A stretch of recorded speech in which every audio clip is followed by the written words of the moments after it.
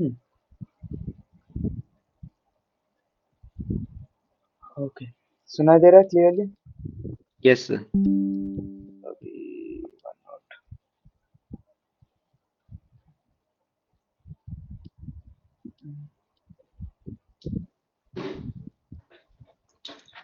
आज का डेट कितना है? 11/4।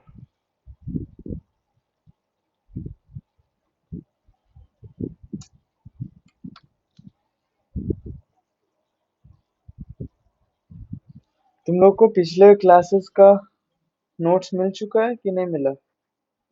नहीं। हाँ सर। किसी भी क्लास का अगर नहीं मिला होगा तो मुझसे पूछ लेना, मांग लेना, ठीक है? अच्छा। आइदर ग्रुप में या फिर डीएम में, क्योंकि मुझे उतना याद नहीं रहता, ठीक है? अभी तुम लोग का भी क्लास है एंड कुछ और भी क्लासेस है जो मैं लेता हूँ, लेना पड़ रहा है अभी, तो इसीलिए मुझे याद नहीं रहता हमेशा, तो बता देना मुझे, ठीक है? Sir you have not given homework बोल के या फिर नॉट गिवन नोट्स बोल के, ठीक है? हम्म। बहुत अच्छा टाइमिंग है इसका। नाइस। ओके, तो आज हम लोग जो स्टार्ट करेंगे, सबसे पहला is relation between atomic mass, equivalent mass and valency, ठीक है? एग्जांपल लेट्स से, प्रिंस थोड़ा म्यूट कर लो। Yes sir. Yes, okay. Suppose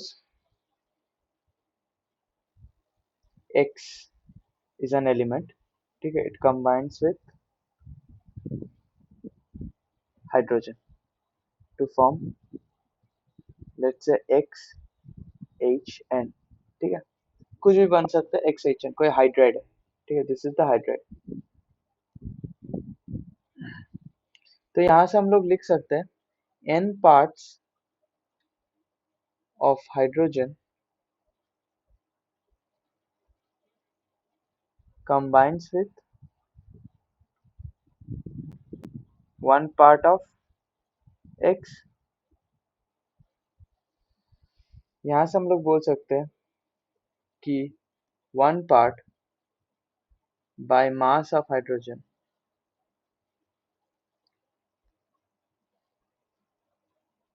combines with, अच्छा इसके आगे एक और लाइन है, like 1 part of hydrogen combines with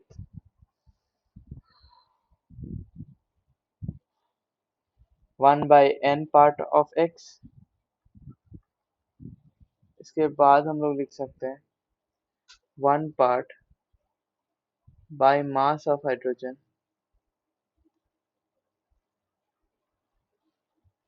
combines with 1/n multiplied by atomic mass of X। yes or no? ये वाला पार्ट समझ में आया हाँ कि सर। नहीं आया?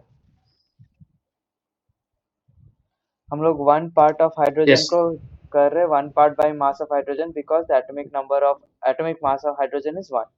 इसी वजह से हम लोग 1 part को ही 1 part by mass बोल रहे हैं।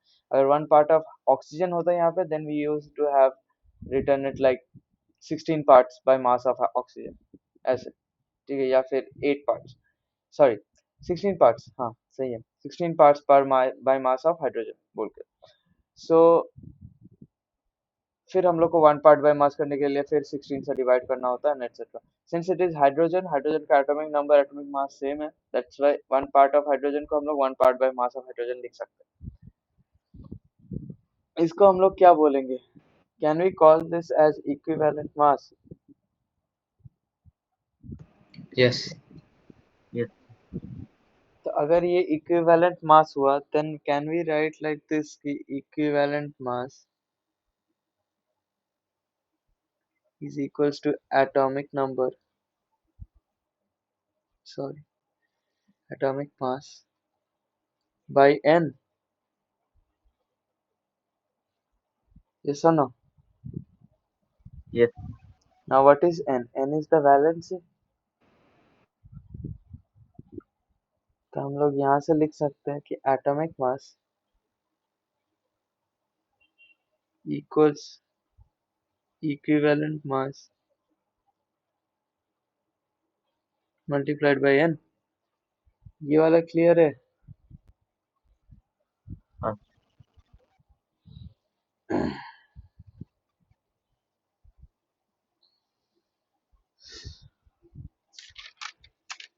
Next, methods. ये वाला पार्ट थियोरेटिकल है, it does not usually come in your exams. ठीक है, इसके बाद जो पढ़ा रहे हैं, methods to determine equivalent mass of elements.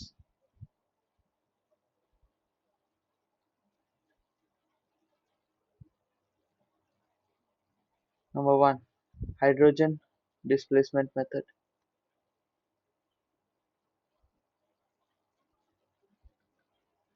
Hydrogen displacement method क्या बोलते हैं? लेट से कोई नोन मेटल है जिसका हम लोग जानते हैं वैलेंसी वगैरह, ठीक है, प्लस एसिड। तो कुछ एग्जांपल ले लीजिए ना, हाँ बोलो। कोई भी एक एग्जांपल ले लीजिए नॉन मेटल में। हम लिखेंगे इसके बाद एग्जांपल में, ठीक है, अभी बस समझाने के लिए ऐसे लिख रहे हैं, ठीक है। हाँ, then H2 evolved at STP। हम लोग इसका वॉल्यूम मेजर करते हैं, मेजर द वॉल्यूम, ठीक है। हम इसका वॉल्यूम मेजर करते हैं and from that we get an idea कि what is the equivalent mass of the metal, ठीक है। क्योंकि एसिड हम लोग को पता है कौन सा एसिड यूज करें, लेट्स से HCl या फिर H2SO4, सो यहाँ से हम लोग को पता चल जाएगा, ठीक है। और H2 इवॉल्व, जितना हाइड्रोजन जितना इवॉल्व हो रहा है उसका हम लोग वॉल्यूम निकाल के उसका मास निकाल सकते हैं, because it is at STP। So 1 mole या फिर 1 gram is equals to 22.4 litres. So अगर हम लोग को वॉल्यूम पता है तो हम लोग को ग्राम पता हो जाएगा, और ग्राम पता हो जाएगा तो number of moles of H2 evolve पता हो जाएगा, और number of moles of H2 evolve पता हो जाएगा तो हम लोग को पता चलेगा कि how much of hydrogen is reacting with how much amount of metal, and then हम लोग उसका इक्विवेलेंट मास निकाल सकते हैं, because it's basically atom parts by mass of metal which is reacting with 1.008 parts by mass of hydrogen, है ना? That's your equivalent mass. Clear है? हाँ, एक सांस में पूरा बोल गए। हाँ। ओके। क्योंकि देखो इक्विवेलेंट मास तुम लोग को थोड़ा डिफिकल्ट लग सकता है अभी शुरू शुरू में, ठीक है, लेकिन धीरे धीरे आदत हो जाएगा, क्योंकि बहुत पूरा फिजिकल केमिस्ट्री में इक्विवेलेंट मास बहुत बार आने वाला है, तो आदत हो जाएगा। अभी ज्यादा सोचने का जरूरत नहीं कि सर समझ में नहीं आ रहा बोल। So metal plus acid, hydrogen evolved and H2P हो गया, ठीक है। सो यहाँ से हम लोग equivalent mass equals mass of element, या फिर in this case mass of metal divided by mass of hydrogen multiplied bye 1.008, ठीक है। मास ऑफ हाइड्रोजन को हम लोग क्या लिख सकते हैं? मास of metal divided by volume of hydrogen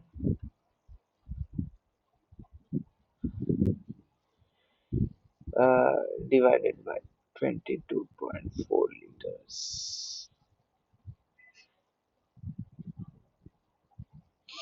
multiplied by 1.008। क्या ये सही है?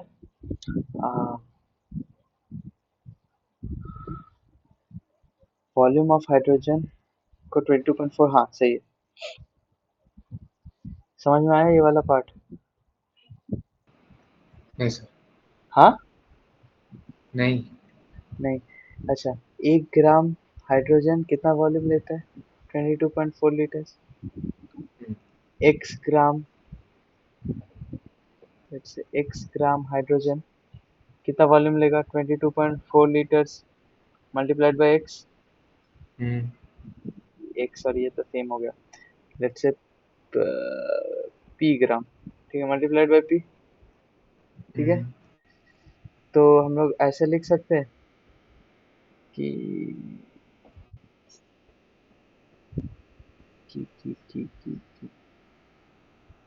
इतना वॉल्यूम, ठीक है, ये टोटल वॉल्यूम है, यही तुम्हारा वॉल्यूम ऑफ H2 जो हम लोग को मिल रहा है। ठीक है, तो यहाँ से हम लोग मास कैसे निकालेंगे? इसको हम लोग डिवाइड कर देंगे 22.4 लीटर से, तो आ जाएगा। अच्छा। समझ हाँ समझ हाँ, रहे हो? समझ समझ गया समझ। टोटल वॉल्यूम दिया हुआ है ना। हम्म। ओके, चलो चलो। या फिर अगर इसको एकदम ये 22.4 लीटर और 1.008 को एक साथ लिखोगे तो ऐसे लिख सकते हो कि mass of element divided by volume in ml of hydrogen multiplied by at STP भी लिखना पड़ेगा, एट STP मल्टीप्लाइड बाय 11200। ठीक है, लेकिन मैं रेकमेंड करूंगा कि इसको याद नहीं रखो। ठीक है, it's not possible equivalent mass equals of metal या फिर एलिमेंट, जो भी बोलना है। मैं बोलूंगा इसको याद मत रखो, क्योंकि जरूरत नहीं है। तुम ये कैलकुलेट कर सकते हो। ठीक है, क्योंकि केमिस्ट्री में बहुत सारे फॉर्मूलाज रहेंगे, देयर आर मेनी इक्वेशंस। ठीक है, तो इसीलिए कुछ जबरदस्ती इक्वेशंस बना के याद रखने का I don't see a point. ये वाला ऐसा एक इक्वेशन है जो तुम लोग खुद भी निकाल सकते हो। ठीक है, जस्ट लॉजिक समझ में रहना चाहिए। Next, number 2 is oxygen formation method.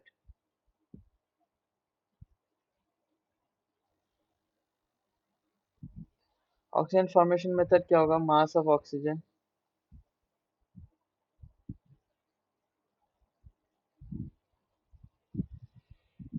हम लोग को कैसे मिलेगा? Mass of oxide minus mass of metal और एलिमेंट, है ना। For example, magnesium plus oxygen is magnesium oxide. तो इसमें कितना ऑक्सीजन है हम लोग को कैसे पता चलेगा? MgO का मास माइनस Mg का मास ऑक्साइड। विल हाँ गिव हाँ। ऑक्सीजन का हम्म मास, क्योंकि कुछ तो हम्म। निकल नहीं रहा है यहाँ से, है ना, एक्स्ट्रा। खाली एक ही प्रोडक्ट है MgO। तो हम लोग इक्विवेलेंट मास कैसे लिखेंगे इसका? Equivalent mass of element, we can write it like this कि mass of element divided by mass of oxygen multiplied by 8। 8। यहाँ से हम लोग ये लिख सकते हैं। 8 क्यों किया? इक्विवेलेंट मास का ये डेफिनेशन देखो तो पता चल जाएगा।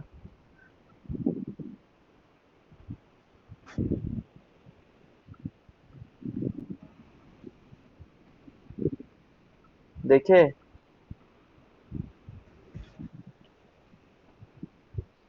वहाँ पे देख रहा लिखा हूँ सर। वहाँ पे लिखा हुआ है कि the parts by mass of element which can displace 1 part by mass of hydrogen और 8 parts by mass of oxygen और 35.5 parts by mass of chlorine. ठीक है, तो इसीलिए हम लोग 8 यूज कर रहे हैं कि विद ऑक्सीजन। ओके। ये हो गया, ये दूसरा एक फॉर्मूला हो गया जिससे जिससे हम लोग ऑक्साइड से निकाल सकते हैं इक्विवेलेंट मास। तीसरा जो है क्लोरीन डिस्प्लेसमेंट मेथड,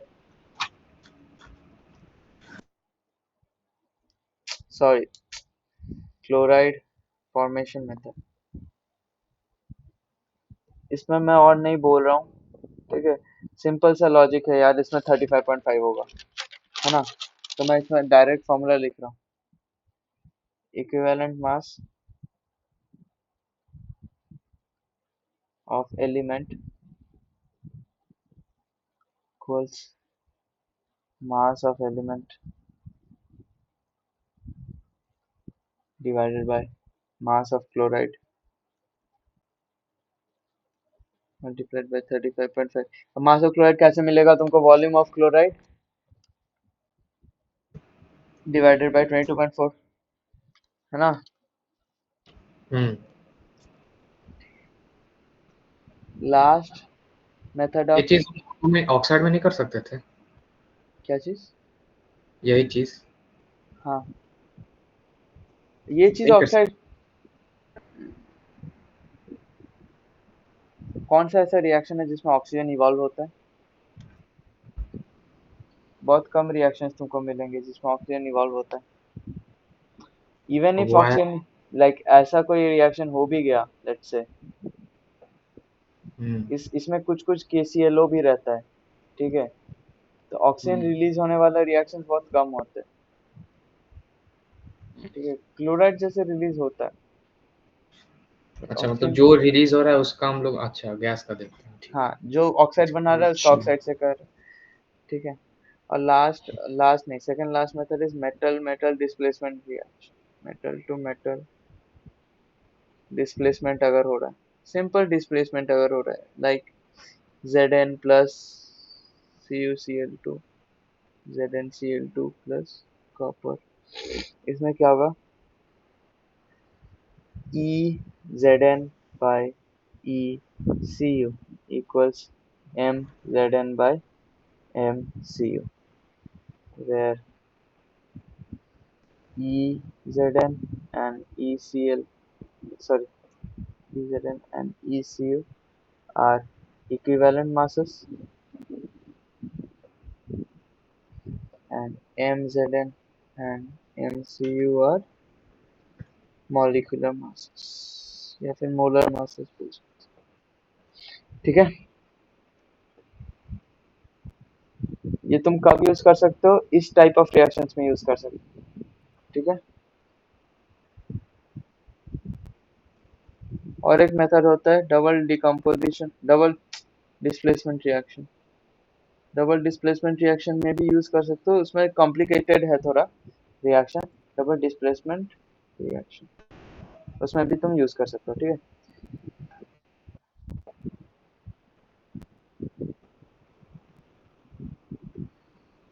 यहाँ तक क्लियर है? यस। हाँ। नेक्स्ट हम लोग पढ़ेंगे, फिर से एक और चीज पढ़ेंगे जो एग्जाम में नहीं पूछता, method of determination of atomic मास। हम लोग ये सब क्यों देख रहे हैं? जानना जरूरी होता है कि हम लोग ऐसे कर सकते हैं, क्योंकि पहले के टाइम में जब हम लोग को पता नहीं था तो हम लोग ऐसे ही निकालते थे एटॉमिक मासेस, इक्विवेलेंट मासेस। तो वही जानना जरूरत है कि जब हम लोग को पता नहीं था एटॉमिक मासेस कितना होता है कितना है नहीं है, तो हम लोग कैसे निकालते थे, ठीक है। बस पहला है डुलोंग एंड पेटिट्स लॉ। तो वो तुमको हम जान के क्या करेंगे? रिसर्च में काम आता है ना। अगर तुमको कोई चीज में रिसर्च करना है और तुमको नहीं पता होगा कि जहाँ से तुम स्टार्ट कर रहे हो वहां तक तुम आए कैसे, अगर तुमको यही नहीं पता होगा तुम हम्म आगे बढ़ोगे कैसे, है ना। हम्म। डुलोंग एंड पेटिट्स लॉ, इससे कभी कुछ कुछ क्वेश्चंस मेरा होमवर्क में होगा, लेकिन अभी आजकल और एग्जाम में नहीं पूछता ये सब, ठीक है। बस मैं होमवर्क बुक से बनाया हूँ तो बुक से कुछ कुछ क्वेश्चंस है इसमें से। सो इसमें क्या कौन सा बोलता बुक? है, product of atomic mass, top secret book है, product of atomic mass and specific heat. Specific heat क्या होता है, we will talk in thermodynamics, ठीक है। इसमें लंबा चलेगा क्लास, इसलिए मैं अभी नहीं बता रहा हूँ what is specific heat of a substance. Sir आपने तो होमवर्क में दिया था। इज 6.4 जो मैं लिख रहा हूँ यहाँ पे, बस इतना ही जरूरत है। Product of atomic mass and specific heat is 6.4, ठीक है। यहाँ पे तुम ऐसे लिख सकते हो, atomic mass equals to 6.4 divided by specific. हर एलिमेंट का स्पेसिफिक हीट अलग अलग होता है, ठीक है। ये एक हो गया। नेक्स्ट, हाँ, इसमें नोट, अगर ये वाला फॉर्मूला का यूज कर रहे हो तो unit of specific heat, unit of specific heat क्या होगा, कैलोरी पर ग्राम, कैलोरी पर ग्राम, ठीक है, कैलोरी पर ग्राम हो गया। This is Dulong पेटिट्स law, law लिखा हूँ मैं, हाँ, ठीक है, इट्स अ लॉ, ठीक है, मतलब फिक्स्ड है, proved that it is correct. Cannizzaro's method, Cannizzaro's method, ये क्या बोलता है?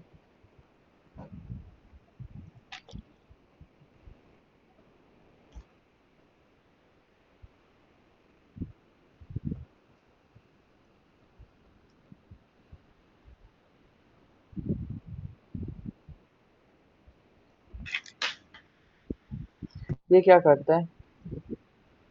Different compounds of same element are analyzed, ठीक है, lowest mass of element is taken as its atomic mass, is taken as its atomic mass। ये एकदम से सही नहीं है, बट ठीक है चलो। लेट्स से जैसे calcium oxide, magnesium, calcium oxide, carbon dioxide, magnesium sulphate, इन तीनों में ऑक्सीजन का मास कैलकुलेट किया और देखे कि सबसे कम मास ऑक्सीजन का है इसमें, दैट इज 16। तो हम लोग एज्यूम कर लिए कि 16 is the atomic mass of oxygen. समझ रहे हो? ऐसे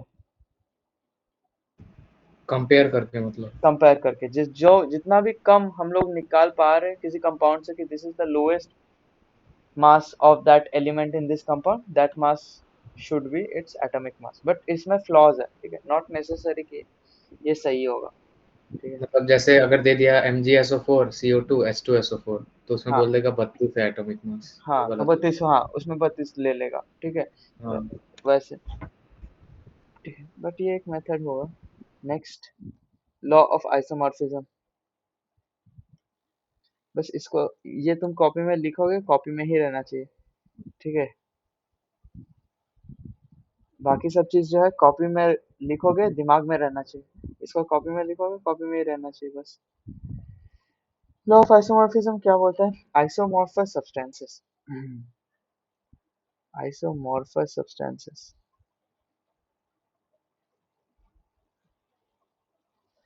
form crystals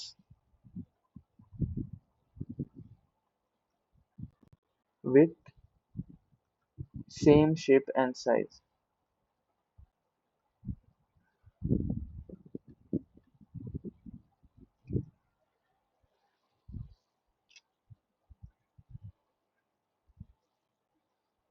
ठीक है, for example K2SO4 and K2CrO4, potassium sulphate, potassium dichromate, potassium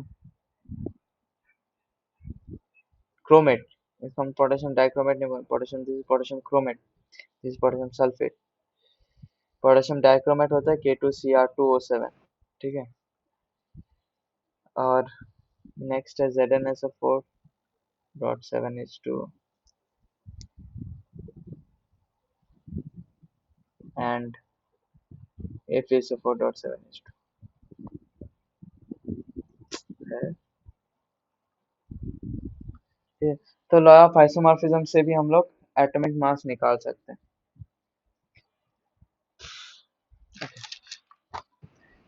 isomorphous substances मतलब आइसोमॉर्फस सब्सटेंसेस मतलब जो same type of crystals form करते हैं, ठीक है, बस अच्छा। और कुछ नहीं। ओके। यस, ठीक है। यहाँ तक किसी को कोई डाउट है? नहीं सर। नहीं, ओके। इसके बाद we will talk about types of formula. How many types of formula are there?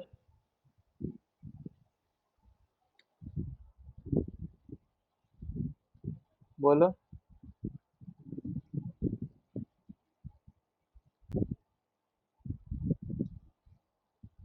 एक होता है तुम्हारा मॉलिक्यूलर फार्मूला, एक होता है एम्पेरिकल फार्मूला, एक होता है स्ट्रक्चरल फार्मूला, ठीक है। ना पहले मॉलिक्यूलर फॉर्मूला क्या है? It expresses exact number of atoms of each element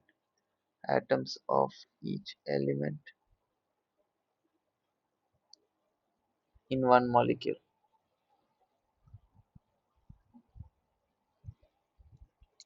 For example, C6H6, that is benzene, C2H6, ये क्या हुआ? C2H6 is ethane, ठीक है, etc.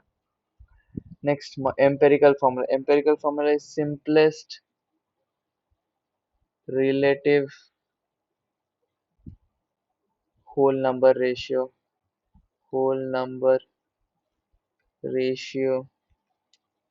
of a molecule. मतलब C6H6 है, इसको हम लोग क्या लिखेंगे? CH, ठीक है, या फिर C2H6 है, इसको हम लोग क्या लिखेंगे? CH3. Simplest whole number ratio में होगा वो, ठीक है. So this means 1:1 by atoms, या फिर हम लोग लिख सकते हैं 12:1 बाय मास, ठीक है.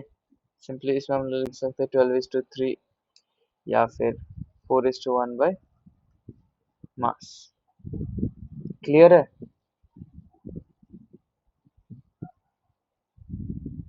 स्ट्रक्चर समझ में आया ये वाला चीज? Yes. Okay. Next is structural formula क्या बोलता है? Tells us how atoms and molecules atoms are spaciously arranged in a molecule. For example, NH3 हम लोग कैसे लिखेंगे? NHHH, ठीक है. ऊपर में 2 डॉट्स क्यों दिया है? बिकॉज नाइट्रोजन हैज 5 इलेक्ट्रॉन्स, 2 5, याद है? So it forms something like this. अभी ये क्यों ऐसे ही फॉर्म करता है? We will talk about this in detail in chemical bonding.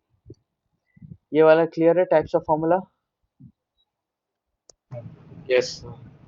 यहाँ से हम लोग एक और चीज लिख सकते हैं कि molecular formula equals n into empirical formula, n multiplied by empirical formula, ठीक है. n कोई भी होल नंबर है. नेक्स्ट, परसेंटेज कंपोजिशन ऑफ तो होल नंबर मतलब कैसे निकलता है?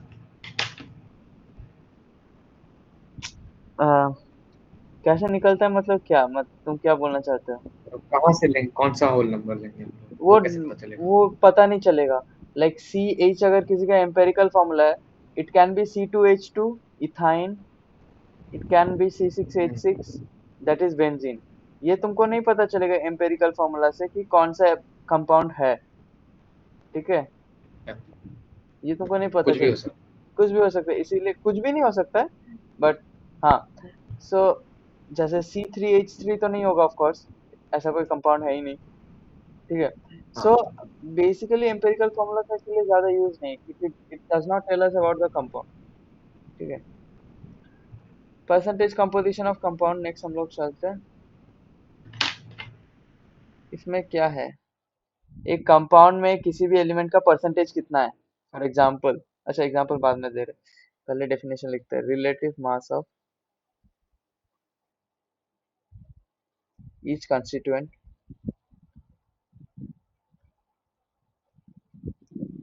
element in each constituent element in 100 parts of compound. उसी को हम लोग परसेंटेज बोलते हैं जो 100 पार्ट्स में होता है. फॉर एग्जांपल के बाद let's say mass of element m, mass of compound is x, ठीक है, तो परसेंटेज मास ऑफ एलिमेंट कितना होगा, m/x मल्टीप्लाइड बाय 100, है कि नहीं?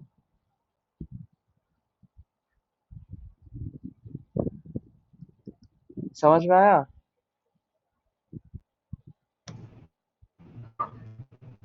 एग्जाम्पल लेते हैं, समझ में आ जाएगा। कोई भी एग्जाम्पल लेते हैं, let's say H2SO4, easy example. ठीक है जी। अब इसका मास ऑफ कंपाउंड कितना होगा, कैलकुलेट करके बताओ।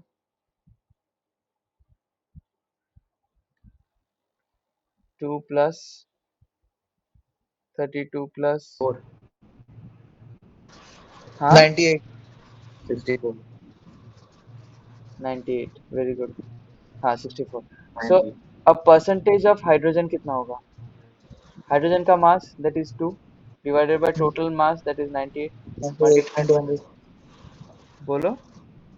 into 100 हाँ सही है। हाँ ठीक है, मल्टी परसेंटेज ऑफ सल्फर कितना होगा, 32 by 98 into 100 32/98 into 100। ठीक है, इसको कैलकुलेट भी करना है, ठीक है, वो बस कॉन्सेप्ट अभी समझ लो। परसेंटेज ऑफ ऑक्सीजन कितना होगा फिर, 64 by 98 into 100 ठीक है, बस इतना ही जानना है। परसेंटेज पे बहुत सारे क्वेश्चंस रहेंगे तुम्हारे नेक्स्ट होमवर्क में, या फिर शायद इस होमवर्क में है क्या, हाँ इस होमवर्क में भी है, ओके ठीक है। तो परसेंटेज से क्वेश्चंस आते हैं, ठीक है, सिंपल सा ही है, कुछ डिफिकल्ट है नहीं। Next is chemical equation, time कितना हो रहा है, okay. Chemical equations are of two types, balanced unbalanced, ठीक है, वो मैं नहीं लिख रहा। What is chemical equation, it is a symbolic representation, is a symbolic representation of a chemical change, of a chemical change या फिर chemical reaction भी लिख सकते हैं, chemical change।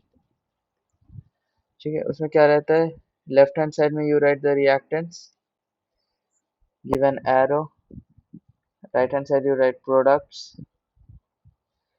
on top or bottom you can write catalyst, you can also write working conditions, working conditions मतलब temperature in Kelvin और pressure in mmHg।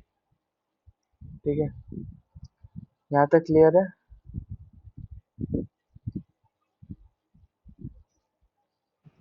Yes okay, next notations used in reaction equations, notations used। पहला, ये सब तुम लोग को पता है, अगर अपर एरो रहेगा इट मींस गैस रिलीज्ड, अगर डाउनवर्ड एरो रहेगा देन प्रेसिपिटेट फॉर्म, अगर सॉलिड लिक्विड गैस रहेगा इसका मतलब स्टेट ऑफ द कंपाउंड और एलिमेंट।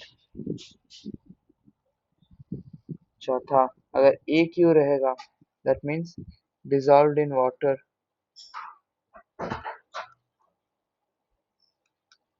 ठीक है, और अगर डेल्टा सिंबल रहेगा मीन्स हीट अप्लाइड और रिलीज्ड। ठीक है, यहाँ तक क्लियर है?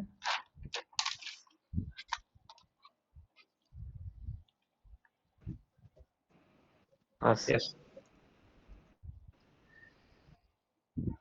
एक चीज मैं बता दे रहा हूँ जो मैं नहीं लिखूंगा, ठीक है, there are some information that can be obtain तुमको from the balance chemical equation, मतलब बैलेंस केमिकल इक्वेशन से तुम क्या क्या जान सकते हो।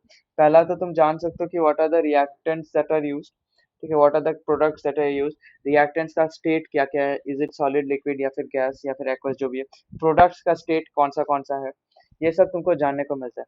वर्किंग कंडीशन तुमको जानने को मिलता है, at what temperature and pressure this reaction is taking place, what is the catalyst that is needed, ठीक है।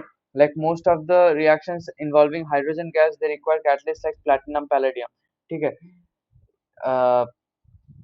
और कुछ कुछ रिएक्शंस होते हैं जिसमें निकल चाहिए होता है, मैग्नीशियम चाहिए होता है, एक्सेट्रा एक्सेट्रा। दो water catalysts, they do not directly involve in that reaction but help to increase or decrease the speed of the reaction, है कि नहीं, ठीक है। Yes. या फिर it can also help in performing the reaction at a more suitable working condition, ठीक है। ऐसा भी हो सकता है कि catalyst अगर नहीं दोगे तब भी reaction होगा, but the temperature and pressure that is required for that is very harsh, या फिर बहुत ज्यादा है जो हम लोग दे नहीं पाएंगे। लेकिन अगर एक छोटा सा कैटलिस्ट देंगे इन वेरी स्मॉल अमाउंट, तो उसी रिएक्शन को हम लोग लेट्स से रूम टेम्परेचर या फिर जस्ट अबव रूम टेम्परेचर में कर पा रहे हैं। So that is also another important function of the catalyst, ठीक है। सो कैटलिस्ट कौन से यूज हो रहा है ये जान पाते हैं, या और क्या जान पाते हैं हम लोग, what are the number of molecules that are used, ठीक है। How many molecules of reactant is used, we can say that, ठीक है। कितना volume of the reactant use हुआ है, उससे कितना वॉल्यूम ऑफ प्रोडक्ट फॉर्म किया, ये हम लोग बता पाते हैं, ठीक है। कितना मास ऑफ रिएक्टेंट यूज हुआ है, मास ऑफ प्रोडक्ट फॉर्म, ये भी हम लोग बता पाते हैं। ये सब चीज जो है हम लोग बता पाते हैं फ्रॉम अ केमिकल इक्वेशन। यहाँ तक क्लियर है? Yes. सबका क्लियर है ना? हाँ. Yes, sir. Next is types of chemical reactions. दो टाइप के होते हैं टाइप्स ऑफ केमिकल रिएक्शन।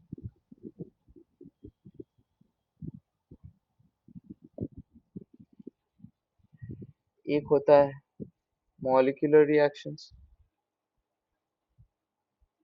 एक होता है आयनिक रिएक्शंस।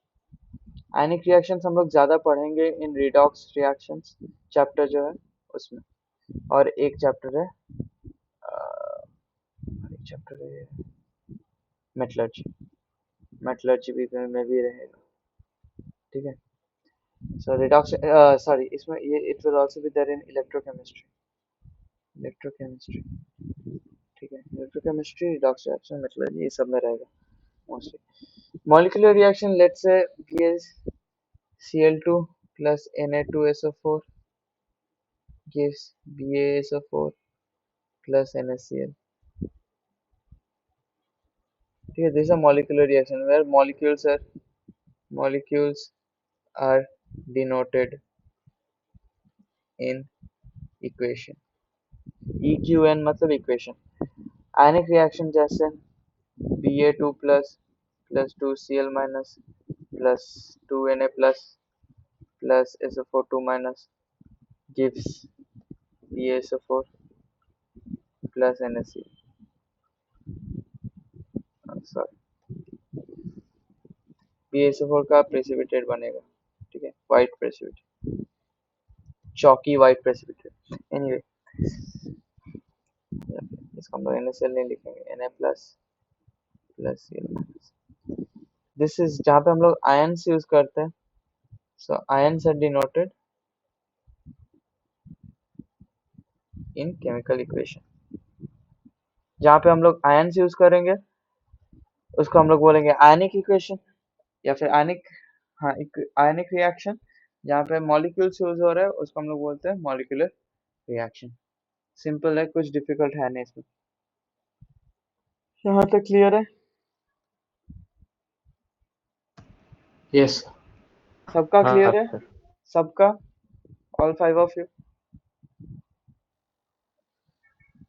इसके बाद हम लोग जाते हैं एक चीज जो केमिस्ट्री में भी है फिजिक्स में भी है, that is measurements, measurements in chemistry.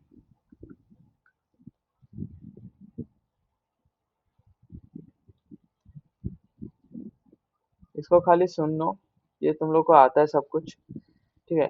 कोई भी फिजिकल क्वांटिटी को, कोई भी फिजिकल क्वांटिटी को हम लोग दो चीज से डिनोट करते हैं, एक होता है magnitude,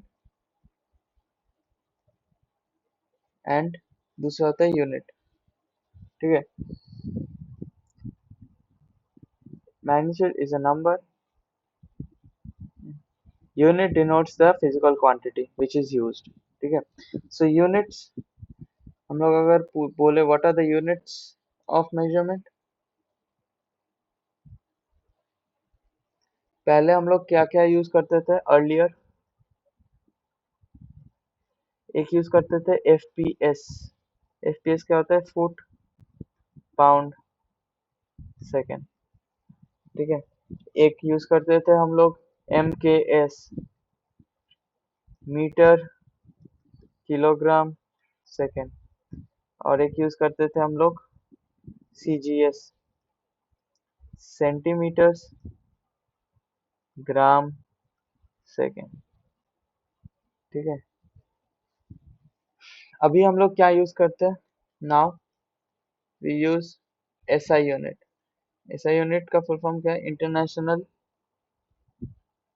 system of units, international system of units.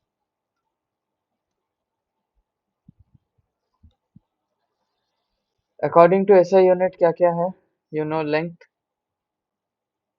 Is in metres, weight या फिर मास बोलेंगे हम लोग, नॉट वेट, क्योंकि वेट का डेफिनेशन चेंज है, मास बोलेंगे क्योंकि वेट का डेफिनेशन चेंज हो जाता है। वेट का यूनिट क्या है, केजी। वेट का यूनिट क्या है, फिजिक्स इतना पढ़ लियो, फिजिक्स का 2-3 क्लासेस तो हो चुका है। नहीं, कितने क्लासेस हैं फिजिक्स के, सिर्फ एक। सिर्फ एक। ओके, फिजिक्स में हम्म, तुम लोगों को पता चलेगा कि वेट का यूनिट होता है न्यूटन, अच्छा हाँ। मतलब पता होना चाहिए अभी भी। हाँ, ठीक है, इट्स नॉट केजी। वेट तो वो होता है ना, MG. Yes, mass multiplied by gravitational force. Yes.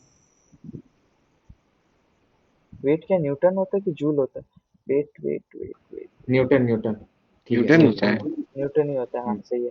चल, मास इनटू ग्रेविटेशन। नहीं कुछ कुछ चीजें होता है जब मैं पढ़ाता हूँ तो रिफ्लेक्स में बोल देता हूँ, फिर सोचना पड़ता है मुझे भी कि सही बोल रहा हूँ तो। ठीक है, क्योंकि कुछ चीजें रिफ्लेक्स में आ जाती है, फिर बाद में गलत भी हो सकता है ना। Temperature is in always kelvin, current is in ampere, ampere,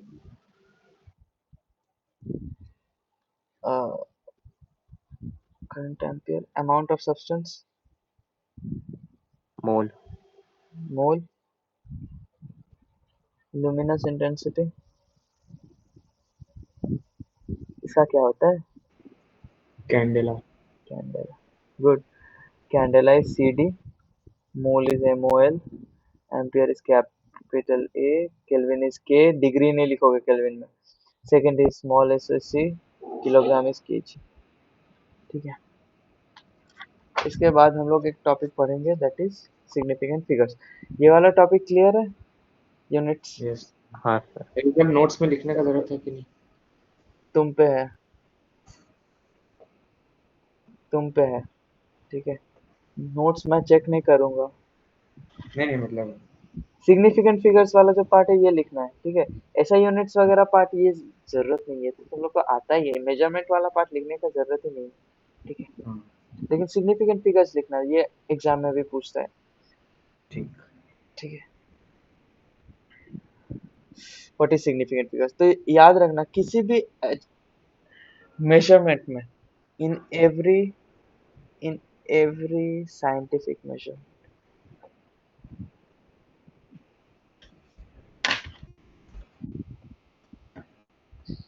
there is always some uncertainty।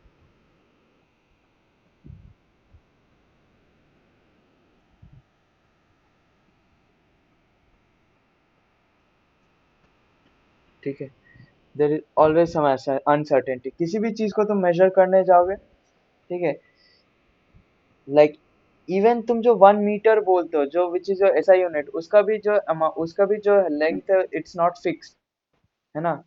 वो थोड़ा सा there is also some amount of uncertainty, ठीक है, उसमें भी प्लस माइनस समथिंग लिखा जाता है कि थोड़ा सा अनसर्टेन है, एग्जैक्ट वो नहीं है, ठीक है, बिकॉज तुम किसी भी मेजरमेंट एकदम प्रिसाइज नहीं कर सकते, टू द पॉइंट नहीं कर सकते, प्रिसाइज कर सकते हो to the point, to sorry to up to a point, उसके बाद तुम प्रिसाइज नहीं कर सकते, लाइक लेट्स से लाइट का स्पीड 3 × 10⁸ मीटर पर सेकंड बोलते हो, क्या यही है, मतलब इज इट 300000000, ऐसा तो नहीं है, है ना, so it's something 2999855, 1 2 3 4 5 6 7 8, let's say हम लोग इसको देख के 3003 ये लिख रहे हैं, लेकिन इसके बाद लेट्स से हम लोग को इतना तक भी पता चल गया, लेकिन इसके बाद भी पॉइंट समथिंग 00125 हो सकता है, कुछ भी हो सकता है ना, हाँ सर। इसीलिए किसी भी मेजरमेंट में हाँ कुछ ना कुछ अनसर्टेनिटी हमेशा रहता है, ठीक है। So what is the function of significant figures? Significant figures indicate the amount of precision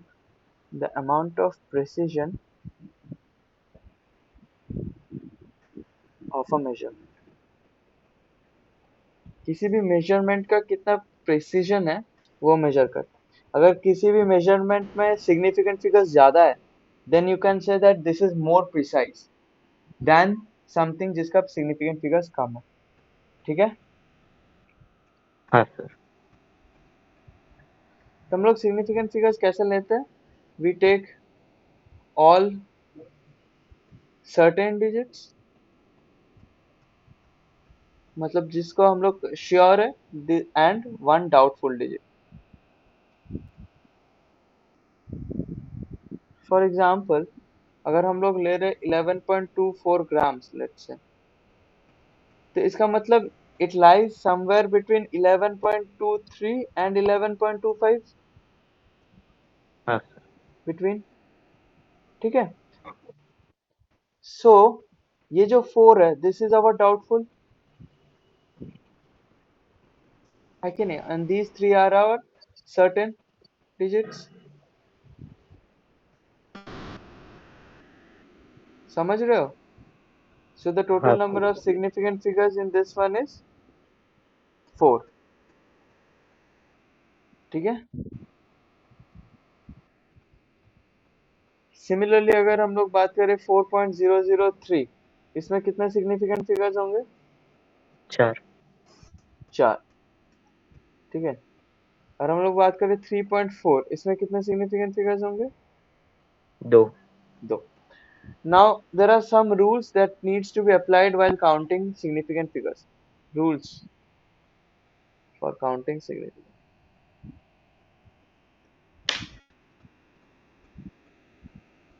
पहला, all non-zero digits are significant. All non-zero digits are significant. दूसरा, a zero is significant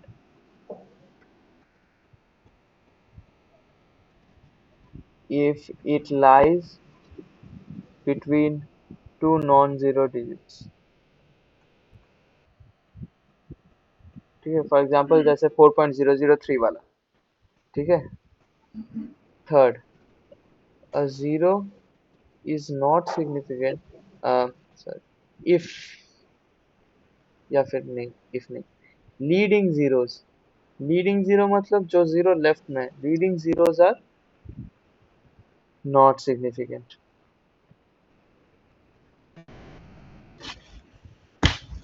मतलब 0.004, इसमें कितने सिग्निफिकेंट फिगर्स है? एक। All. एक, ठीक है। So leading zeros or zeros to the left, they are not significant. Number 4, lagging zeros are significant. तो इसमें अगर पूछेगा 4.30, इसमें कितना सिग्निफिकेंट फिगर है? 2। 3, 3। क्योंकि लैगिंग जीरो पीछे की तरफ जीरो है ना, तो पीछे का जीरो इज अच्छा। ऑलवेज सिग्निफिकेंट, हाँ। ठीक है। अगर हम लोग बोलेंगे 4.300, इसमें कितना सिग्निफिकेंट फिगर है? 4। 4 4। Very good. ठीक है, 4। हाँ, ठीक है। Next number 5। In exponential expressions, exponential notation, let's say जैसे 3 इंटू 10⁸ हो गया, या फिर 6.022 इंटू 10⁻23 हो गया। Numerical portion is the number of significant figures. मतलब ये 3, तो यहाँ पे significant figure, number of significant figure कितने होंगे? 1 एक। इसमें सिग्निफिकेंट फिगर कितने होंगे? 4 4। ठीक है, तुम लोग को अगर ब्रेक चाहिए होगा तो बता देना। बहुत ही सिंपल सा चीज पढ़ा रहा हूँ, इसीलिए मैं ब्रेक नहीं दिया। ठीक है, बट अगर ब्रेक चाहिए होगा तो बता देना। Usually non-significant figures are rounded off. Non-significant figures are rounded off. ठीक है, तो राउंड ऑफ करने का जो है रूल क्या है? Round of,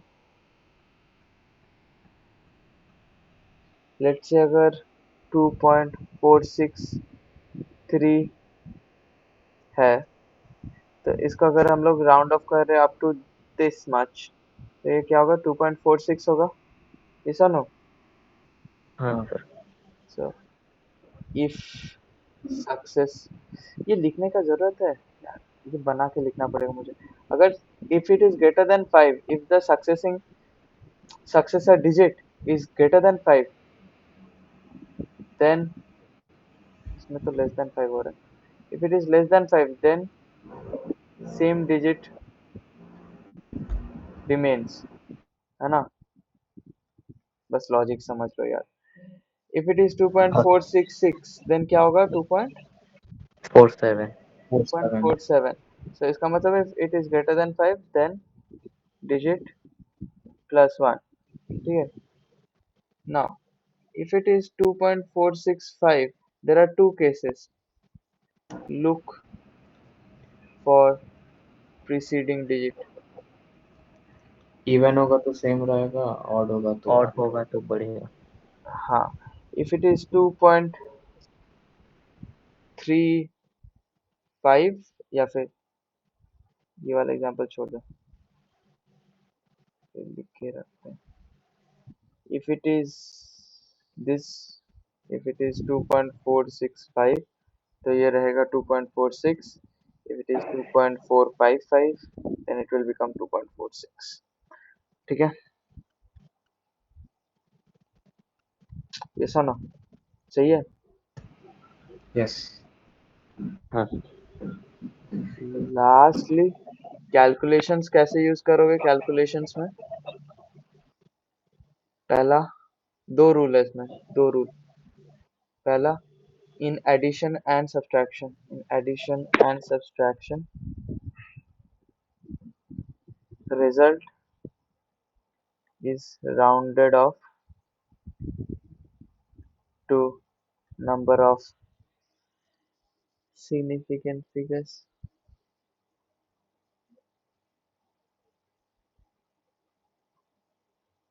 rounded off to significant figures नहीं, same number of decimal places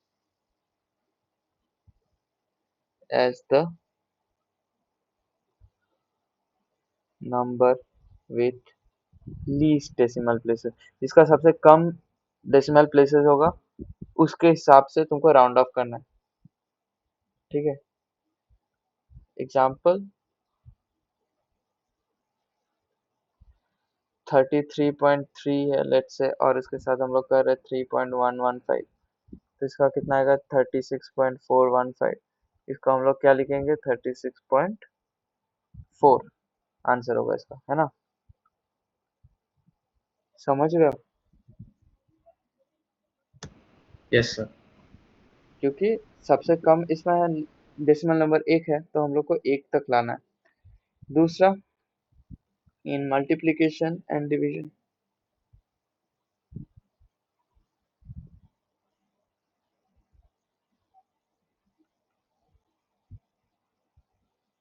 round off to same number of significant figures, round off to same number of significant figures,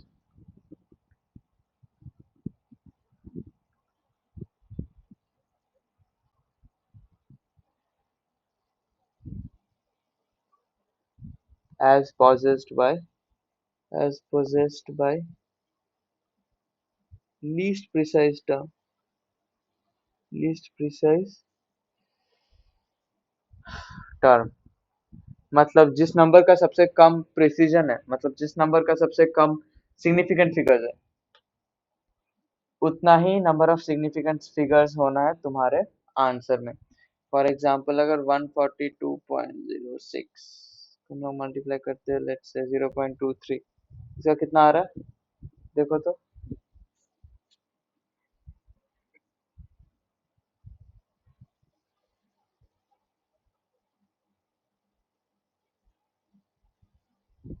calculate कर लो calculator में। 32.6728 2.6728 तो इसको हम लोग क्या लिखेंगे 33, है ना भाई? बिकॉज हाँ इसमें हम लोग का 2 सिग्निफिकेंट फिगर है, इसमें हम लोग का 5 सिग्निफिकेंट फिगर, तो हम लोग को सबसे कम लेना है, दैट इज 2 सिग्निफिकेंट फिगर, इसीलिए हम लोग को सिग्निफिकेंट फिगर दो। क्लियर है?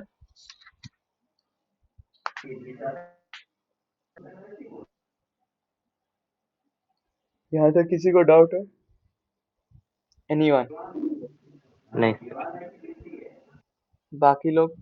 निशान, अनुराग तो कुछ बोलना ही छोड़ दिया है ऑलरेडी। सर मैं तब से तो बोल रहा हूँ, ओके ओके ओके शुरू से नहीं बोल रहा। ओके, तो अब यहाँ तक किसी को डाउट है कुछ भी? तो हम लोग का थियोरी वाइज यहाँ पे चैप्टर खत्म होता है, ठीक है? ठीक है सर। हाँ सर थियोरी वाइज यहाँ पे चैप्टर खत्म होता है, इसके बाद हम लोग का क्वेश्चन सॉल्व करना है। तो कुछ क्वेश्चंस मैं एक्चुअली सारे क्वेश्चंस मैं डाल दूंगा होमवर्क में, ठीक है? बट होमवर्क से ही कुछ कुछ क्वेश्चंस हम लोग डिस्कस करेंगे इन आवर क्लासेस, ठीक है? ताकि रिवीजन हो जाए थोड़ा सारे टाइप ऑफ क्वेश्चंस का। एंड उसके बाद हम लोग नेक्स्ट चैप्टर स्टार्ट करेंगे, that is your atomic structure.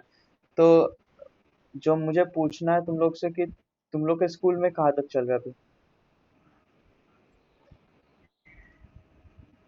अभी तो बहुत कम ही है, बहुत कम हुआ है, मतलब एकदम कम। मतलब Like- जैसे हम लोग क्या किए हैं, 2 हाँ। टीचर अलग अलग पढ़ा रहे हैं।